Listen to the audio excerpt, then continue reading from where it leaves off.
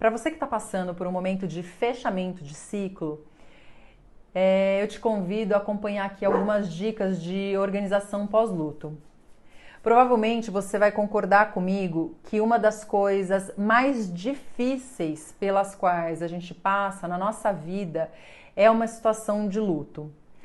O luto, ele não está relacionado apenas com a perda de um ente ou de um amigo querido, mas ele também pode significar o fim de um casamento, o fim de um namoro, né? Pode significar o encerramento de uma sociedade, né, em um negócio, o final de um ciclo trabalhando numa empresa. O luto também pode estar relacionado ao término de uma amizade, a uma mudança, né, a mudança para uma nova cidade, para uma nova casa. Para uma mãe, o luto ele também pode ser aquele momento em que sua cria, né, seu filho, ele sai de casa para morar sozinho, ou quando ele decide casar. Enfim, são sempre situações que nos tiram da nossa zona de conforto e que nos propõem, de alguma forma, um recomeço. Em todas essas circunstâncias, é importante que a gente viva esse luto, né? Que a gente se acolha. Então, se for preciso, a gente chora, se for preciso, a gente grita, né? A gente não precisa se conter, a gente precisa se acolher. A gente precisa absorver esse impacto, né? Muitas vezes a gente precisa se recolher por algum tempo para poder aceitar e aí conseguir seguir em frente. Depois dessa fase, aí chega a hora da gente organizar a casa. E pode ser tanto a nossa casa física, como a nossa casa mental, como a nossa casa emocional. Mas aqui nesse vídeo eu vou trazer algumas dicas de organização pós-luto para a nossa casa física, né? Para quando a gente perde um ente querido ou a gente encerra, por exemplo, uma relação amorosa de muitos anos. Então, quais são as dicas aí que eu trago para essa organização pós-luto, depois desses momentos? Então, uma dica é você retirar todas as roupas da pessoa do guarda-roupa e mandar tudo para doação. Para quem finalizou uma relação, garanta que o ex-parceiro, ex-parceira, leve todos os pertences embora, não deixe nada na casa, né? E para que não fique aquele vazio no guarda-roupa, que está faltando o espaço da pessoa, tenta aproveitar para reorganizar suas roupas e colocar as coisas mais espalhadas, sabe? Para você dar aquela sensação de que está ocupando todo o guarda-roupa e não está faltando, né? Não está esse espaço vazio. Se possível, substitua as roupas de cama e os travesseiros.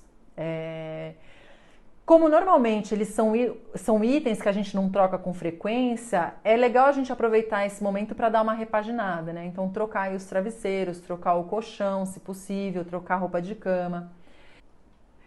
É legal tirar as fotos das pessoas que estão espalhadas pela casa, né? Se for a perda de um ente querido, a minha sugestão é que você deixe as fotos somente se elas não te estressem, né? Se elas não te deixam ainda mais triste. Às vezes é legal esperar um pouco e aí depois de um tempo você volta com as fotos. Caso contrário, a sugestão então é recolher e voltar com uma ou outra quando a dor ficar menos dolorida e virar saudade. Se desfaça daquele imóvel ou do objeto que te faz lembrar da pessoa. Claro, você toma essa atitude caso a lembrança ela esteja associada a coisas negativas. Por exemplo, faça o teste em uma poltrona que a pessoa ela costumava usar. Se quando você se senta nessa poltrona, né, e não sente nada, avalia que é apenas uma poltrona super confortável, né, ou te faz lembrar de momentos bons e felizes com a pessoa, aí nesse caso é legal você manter a poltrona. Caso contrário, talvez seja interessante você mandar embora.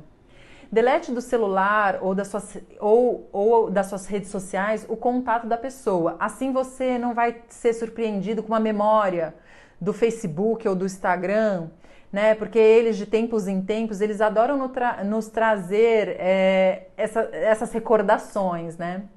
Ali no caso de você estar falando de um término de um relacionamento, você parar de seguir na rede social, você para de acompanhar a vida da pessoa e aí isso não vai te entristecer. Se a pessoa começar a se relacionar com outra, né? Às vezes a gente fica olhando e aí fica pior, dói mais, então é melhor a gente cortar, né? O mal pela raiz, sabe?